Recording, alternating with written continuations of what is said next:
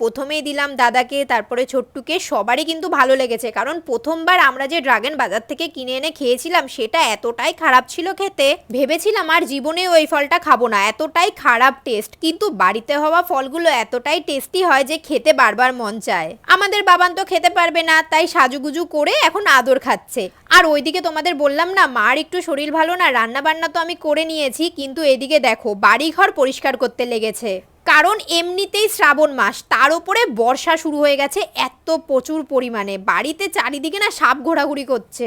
আর জানো তো এই কয়দিন আগে আমাদের এখানেই একটা বাড়িতে একটা আন্টিকে সাপে কামড় দিয়েছে এবং তিনি মারা গেছেন। তাই আজকে আমার মা আর বাবা মিলে চারিধার একদম পরিষ্কার করে নিয়েছে। এমনিতেও খুব একটা নোংরা থাকে না, কিন্তু ওই ইটগুলো সাজানো ছিল সেগুলোকে একটু পাতিয়ে নিচ্ছে যাতে ইটের ফাঁকে ফোকরে কিছু না লুকিয়ে থাকে। আমারও স্নান কিন্তু হয়ে গেছে, পুজো হয়ে গেছে, এখন আমি আমার বাবানের সাথে একটু খেলা করব। ভিডিওটা কেমন লাগলো অবশ্যই কমেন্ট করে জানিও। চলো আজকের মতো টাটা।